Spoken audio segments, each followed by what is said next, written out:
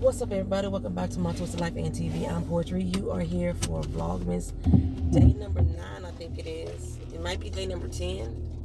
It's day 10. It's day 10. I didn't do it number 9. I'm not feeling good, y'all. I'm not in good spirits at all. At all. Give me a minute. Not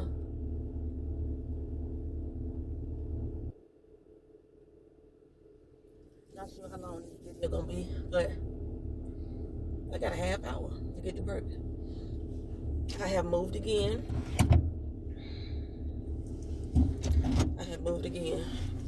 And I almost didn't make it to work today.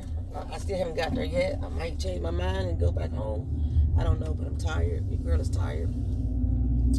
But yeah, I wanted to do a Vlogmas anyway. Man. So I don't think back in 1997, was it? 1997, yeah, it was 1997. I was pregnant with Keena. And this time of the year, I was kind of in the same situation that I am in now, without a home. The difference between then and now is that I had a friend who was willing to take me in. Did I stay with my aunt?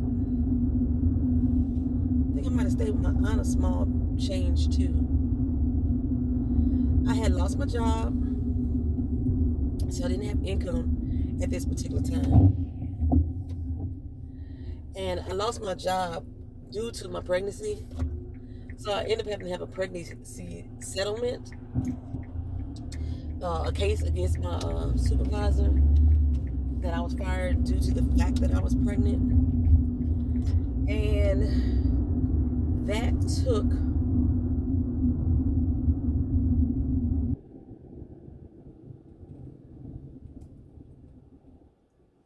a while to go through. It took me 3 years to get my job back. 3 years, y'all. Now, the same place I'm working at right now. The same organization, not the same place, but the same organization that I'm working in right now. It took me 3 years to get my job back.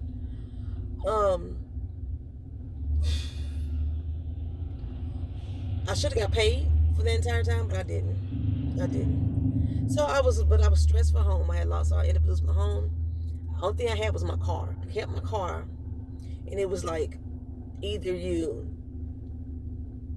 keep paying to put a roof over your head, or keep paying the car note, so that way you could find employment, because you have to keep a roof over your head. You have to.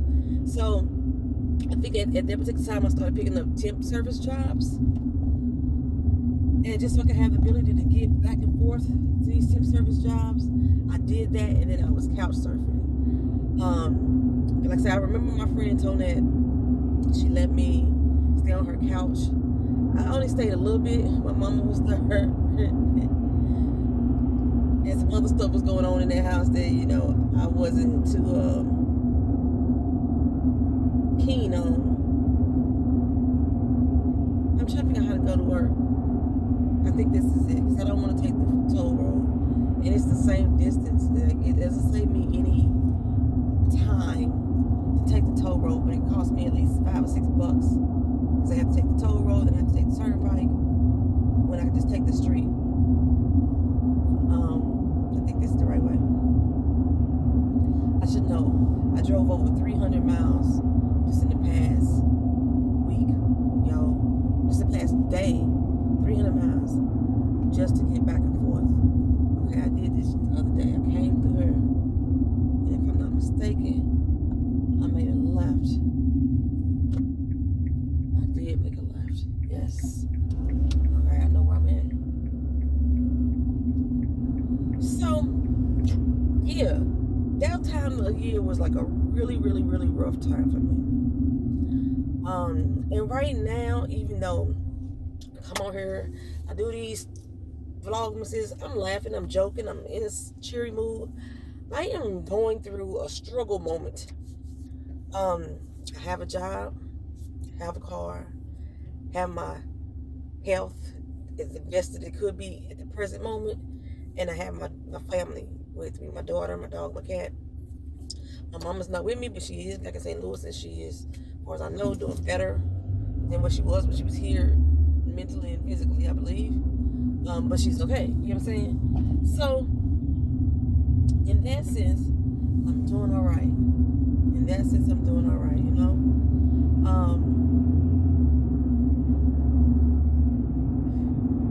don't know what street I'm on. What street am I on?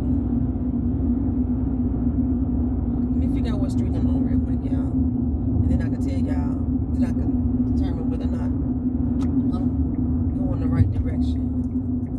I remember that. What's this cross street? Yes, I'm on the right street. Okay. So, yeah, I just had like a really, really hard time.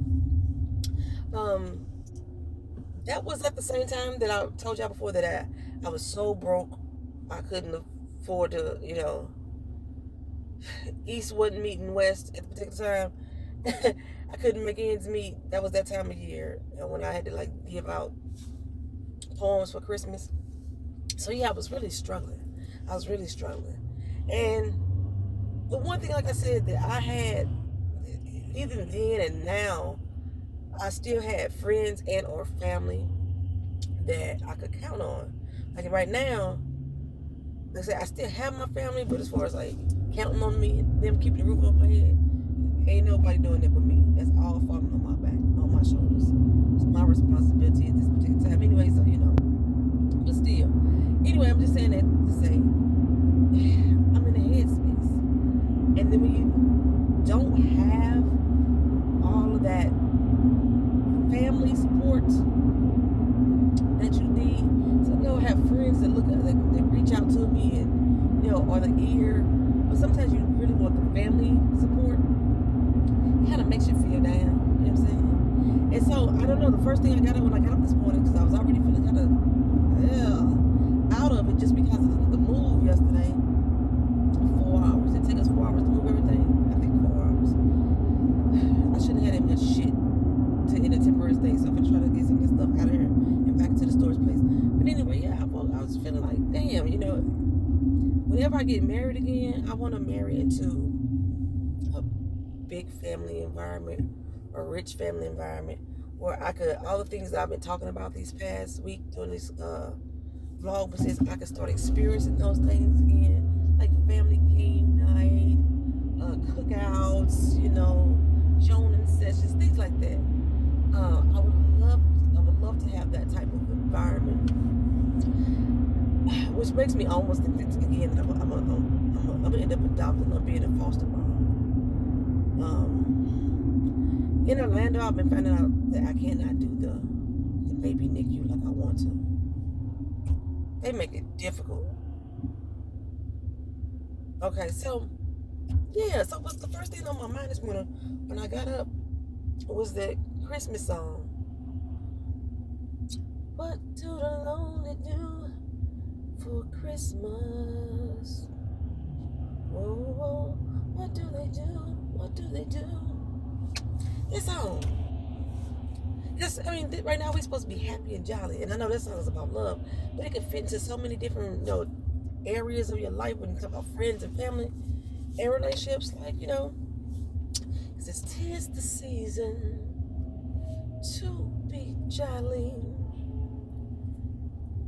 But I think I always missed the beat on this one. But how could I be when I have nobody? My voice is tired. You take care of. It's supposed to make things better, But yeah, I can't remember the rest of the song like that one. But anyway, what do the lonely do at Christmas? And it translated over just like me, not being surrounded by family, not being surrounded by friends at this particular time of the year, to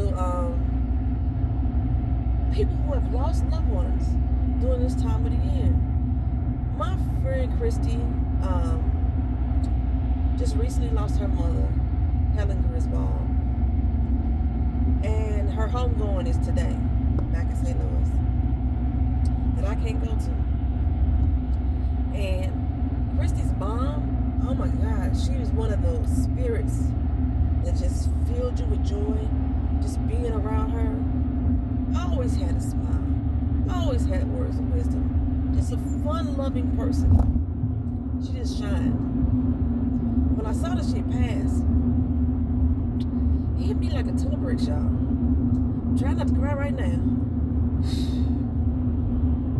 Try not to cry right now, because that woman was such a beautiful, beautiful person. And she died. Was fighting a battle with cancer. She passed away, lost her battle with cancer. She had to put away her sword and shield. She had to go home. You know what I'm saying? And her homegoing is today, so I just wanted to say her name, Helen Griswold. And then yesterday, my friend Asia, we all on here telling Christy, we on Facebook at this point, sending our condolences to Christy. And then Asia learns that her brother, Marlon Owens, passed away too. So now I got two friends back in St. Louis who lost some really close loved ones during this holiday season. And I know that a lot of people out here struggle with the holidays because of that reason. Maybe they lost a loved one, maybe they lost a friend, maybe they lost a pet around this time of year, so it makes this time of year even more heavier for them. I can't remember me losing someone around the Christmas holiday season that makes me feel melancholy in my family or my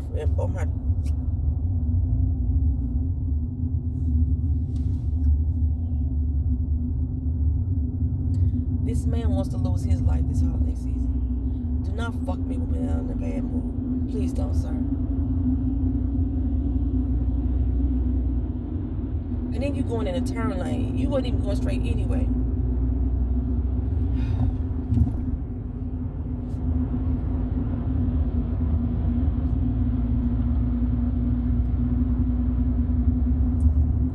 So, I don't think I've ever experienced that type of loss where I could understand the grief that people feel when they lose someone around the holiday season. But if it's anything like the way that I'm feeling for Christy's mom, and she wasn't my mom, I know this got to be unbearable for some people. So, this particular video, like I said, it's teaser season to be jolly. But, however, I don't want to say but, yet, that's a better word.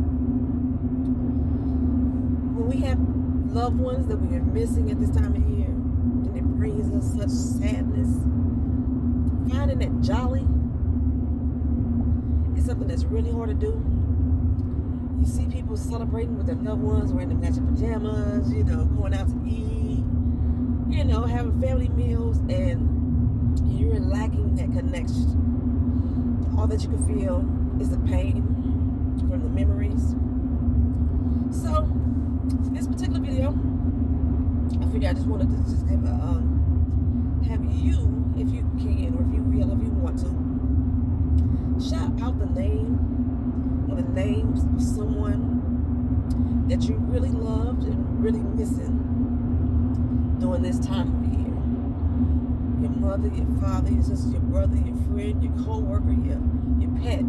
Any name of any person, any body, any soul, anything, anyone that you want to name that you think of dearly during the holiday seasons, whether it's Christmas or any other holiday, their birthday, shout their name out. Because speaking their name may bring you some good warm feelings with their memories. It may make you cry too. Sometimes crying is good. I'm trying not to cry. But sometimes crying is cleansing. So yeah, use this video. Use the comment section. Put down the name of a loved one. If you want to tell a little brief something about that person, go ahead. This is the video to do it. Doing a live stream, and I'm going to do it at the end of the year, the grown folks chat. I'm going to do it again to give you an opportunity again to do it. But we're going to do it right now. Like I said, I haven't lost anybody that I can think of for myself directly during this holiday season. So I'm going to name people that I've lost over the years. A few of them that I've lost over the years. Whether they're my friends or family, or just had some type of connection to me. And I'm just going to tell a little bit about that person. So you have this experience, like, you know. So, my uncle, Freddie Davis. My uncle was a character. He died from diabetes, or complications with diabetes. It went all through his body. He had cellulite around his heart failure. He had a lot of things going on with him. This man was a clown when it comes to, I mean, talking about somebody that is snap back with you, chone with you. That is my uncle, okay? Sing his ass off. As I told you guys before, I have a singing family. My uncle used to sing with the Platters. He sung briefly with the Temptations. He had sung Slick Slide and Wicked. He sung with so many groups. He did backup with a lot of the old 70s Motown groups, replaced a lot of singers and things of that nature. He had his own albums. He started off singing with my grandmother. She was like 14, 16, had her own group. Yeah, my Uncle Freddie Davis. He always made you laugh. Always made you laugh. Smooth with the ladies, baby.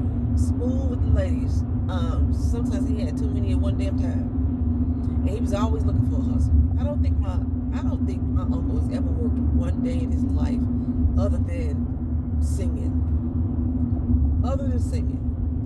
And we didn't talk as often, but when we did, we would spend hours on the phone. You know, we would talk about my books, we would talk about my booze, we would talk about his booze, his music. One thing my uncle did back when I was like 13, 14, I had a book of poetry, and he came to St. Louis. He was reading my book of poetry. My uncle stole my damn book of poetry, y'all. He stole my book of poetry and turned a few of my poems into songs. I didn't get credit for him. He was a thief. He stole my stuff. But I still loved him. It didn't change my relationship with him at all. Just that man, I loved him. I miss my Uncle Freddie. Every once in a while, I put up a video of his friends singing at his funeral. Every once in a while, I have to go back and watch that video. Because even though it's their voices, I can hear him on the notes when they're singing, because they sung together for so many years. So yeah, I didn't think I was gonna cry. I miss my Uncle Freddie. My Aunt Barbara Stewart. This was the aunt that I moved in with when I was 7. Aunt Barbara, I guess, pretty much raised me. I moved in, and her mama was the one I was living with when I was younger. Mama Lottie, that's the next person I have a name too. Mama Lottie Anderson. I love me some Mama Lottie. I also believe, have you ever seen the movie Coco? And in the movie Coco, they have a tradition that they put up a shrine of loved ones who have passed away. Because as long as somebody speaks their name or thinks about them, that memory lives on. And I think I mentioned this before. I wonder if that's what happens when black people collect obituaries. I don't know. I don't think it was just my family. I think because my family, we collect. I have obituaries of people I ain't never been to a funeral for, and I don't want to come away because I believe that as long as somebody remembers them, then the spirit will live on. damn, I wasn't think I was gonna cry. My mom was at work too. So yeah, my aunt Barbara Stewart, who took me in, raised me with her mom, Mama Lottie. There was some bad shit that happened when in the household. It was not always good. I'm telling you that. It wasn't always good. Her husband was the man who molested me growing up, you know what I'm saying? I blamed her for a lot of it. But in the last days of her life, I was the one, myself and my cousin was the ones taking care of her. And I don't know, well, her death changed me in a lot of ways.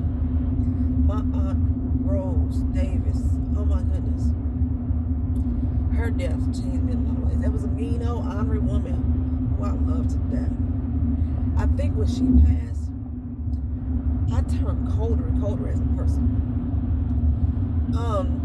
I may seem cold and cold as a person to other people, but I think I kind of took on the mentality of my Aunt Rose. She didn't play no fucking games with people. She told you exactly how the fuck she felt. She didn't care if it hurt your feelings or not. She was too old to be sugarcoating shit for people. And when she passed away, I remember intentionally saying, I'm gonna be that way. I'm no longer gonna hold my tongue.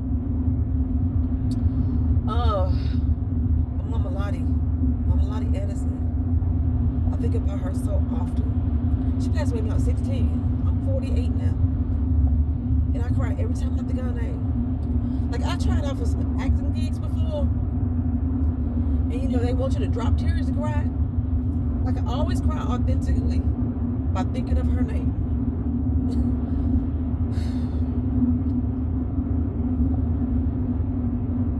I miss that mom. My great-grandmother, Eloise Dennis, the puzzle master. I used to go to her house all the time and create these big-ass 500 to 1,000 piece puzzles with her. She wouldn't touch them until I came around. Her death, I think it was the first person who died that I remember dying. I think I've had people pass away before her, but her death was the one that was I remember. She was short like me. Oh, her and my great-grandmother, Mama Susie Blackman. Again, short like me, sassy. When she passed away, when my great-grandmother was here, when Keena was born, and I had her Christian, I had 5 generations of women. My great-grandmother, Mama Susie, my great-grandmother, Candy Vera Johnson, my grandmother, Vivian Eccles, my mama, and me. 5 generations of women were at Keena's christening. So we had 6 generations, including Keena there. That was such a beautiful moment. Such a beautiful moment. Then just some people that impacted my life in a way that has changed me. My friend Jasmine Fly Jazz Waters, told y'all about her when she passed. YouTuber Ty Couture, when he passed. Because these are people that I was connecting with on a level a lot deeper than my normal friends sometimes. Because we had some of the same shared experiences. So when they passed, that death hit me hard like a ton of bricks. Mike Brown. Yes, I'm talking about Ferguson Mike Brown. His parents went to my high school. His father went to my high school. He went to my high school. But when his death happened, just getting involved in that movement, it changed me as a person. It changed me exponentially as a person. My old friend Tiffany Daniels was shot and killed when he was 15 years old. Tiffany, shot in the head, drove herself to the hospital, walked in the ER room, and died on the floor. Something about her death made me want to be a fighter. It's the fact that she drove herself to a hospital after she was gunned down in the car. The bullet that hit her head is the one that killed her. She was shot 3 times. They were going after her boyfriend, not even her. And she just happened to be, in the same car that he was in earlier that day. He took her car over there and started some shit with somebody. But just the fact that she was able to walk her ass into a hospital with a bullet in her head made me want to be a fighter. So it's kind of like sometimes why I don't show pain often. So I broke my ankle. I remember had bone literally sticking out of my leg. I would not cry. Because I was like, if Tiffany can live, just fight for that a little bit longer, I can handle broken bone. That's how I was feeling. This was not supposed to be making me cry. But like I said, sometimes cleansing is good. I'm at work. This is Vlogmas. 'Tis the season to be jolly. But when we can't, when we think about those loved ones that we miss. So like I said, if y'all want, drop your loved ones' names down in the comment section. And this will be a video shouting them out and showing them love. Talk to you again soon. Peace.